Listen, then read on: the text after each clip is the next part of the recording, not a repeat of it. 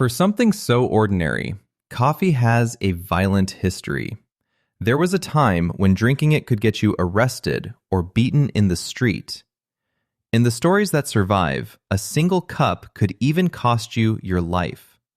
The drink that half the planet now needs just to feel human was, for about 100 years, treated like a dangerous drug. Here is the strange part. The people who feared it were not entirely wrong. Coffee really did change everything. It did not begin in a palace or a court. By most accounts, it began with goats.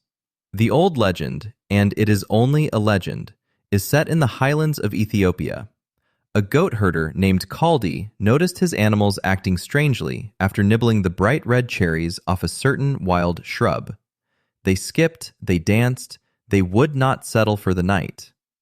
Kaldi tried the cherries himself, felt the same restless spark, and the discovery was made. Lovely story. It also was not written down until the 1600s, centuries after it supposedly happened, so treat it as a fairy tale rather than a record. Long before coffee was ever a hot drink, some Ethiopians may simply have crushed those cherries together with fat and carried the little energy balls on long journeys. What is certain is that the plant grew wild there while the rest of the world had no idea it existed. Coffee as we would recognize it, dark and hot and bitter, shows up somewhere else and for a very specific reason. In the monasteries of Yemen in the 1400s, Sufi monks were brewing something from roasted beans to carry them through their long nighttime prayers. They needed to stay awake and stay focused, and this drink did exactly that. They called it kawa, a word that until then had meant wine. Their faith forbade alcohol, so this became their wine instead, and it did the opposite of what wine does. It sharpened you. Yemen guarded its new treasure closely. Nearly all of it left the country through a single port on the Red Sea called Mocha, a name that still clings to coffee today. To protect the monopoly, beans were boiled or roasted before they were allowed to leave, so no one abroad could plant a living seed. As the story goes, it was a pilgrim named Baba Budan who finally broke the spell, hiding 7 live seeds against his body on the journey home to India. The penalty, if he had been caught, was death. From Yemen, coffee traveled north to Mecca and Medina, then on to Cairo, Damascus, Baghdad, and Istanbul. Everywhere it landed, something new appeared beside it. Not just a drink, but a place to drink it. The coffeehouse. Rooms where people sat for hours, wide awake, talking, arguing, trading news. That is where the trouble started. In 1511, a council of religious scholars in Mecca decided coffee was a problem. It was stimulating, it loosened tongues, and it pulled people into these lively rooms instead of quiet prayer. So they banned it.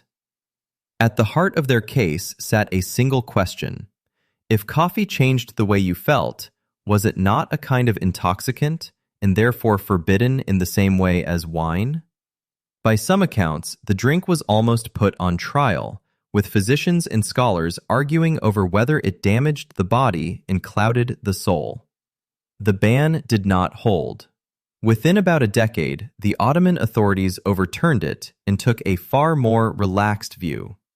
But a pattern had been set, and it would repeat for the next 200 years.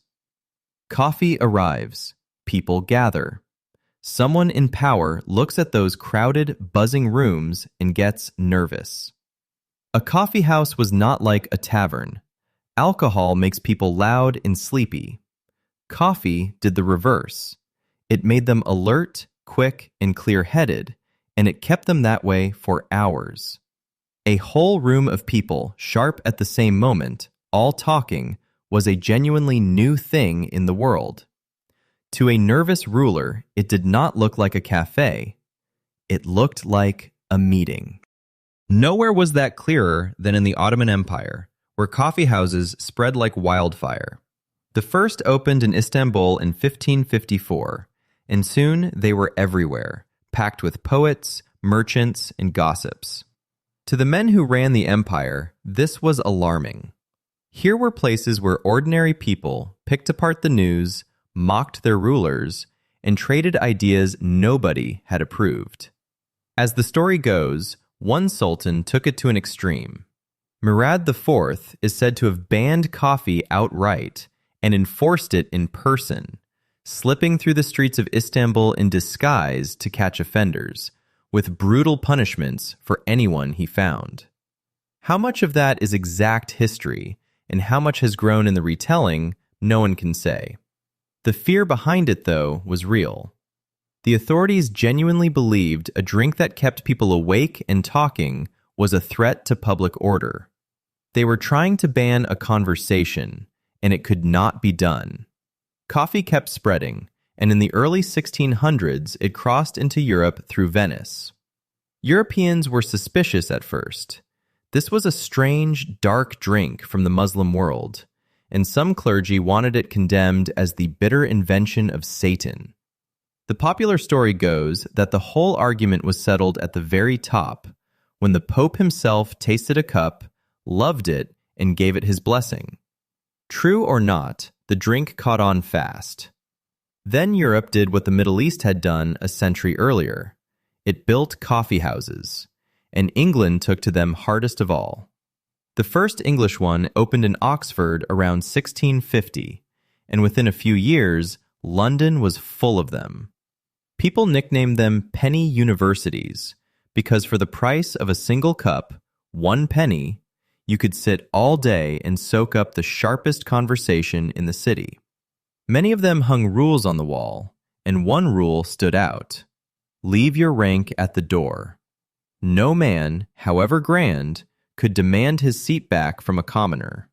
For a single penny, a clerk could argue with a duke as an equal, which in that age was almost revolutionary by itself.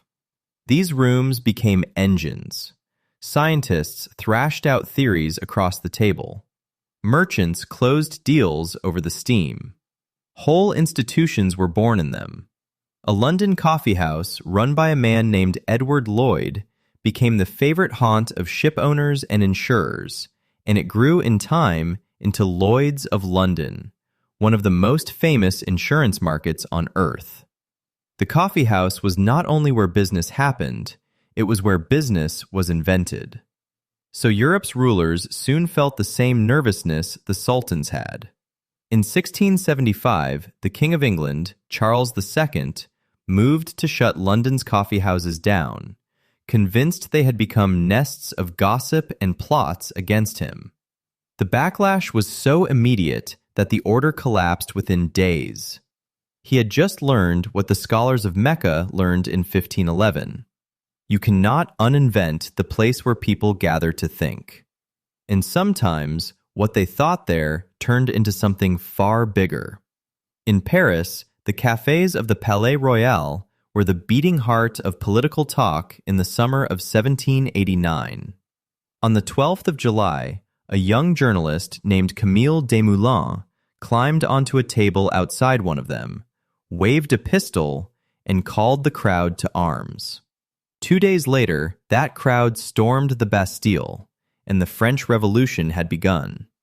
A revolution, quite literally, was called from a café table.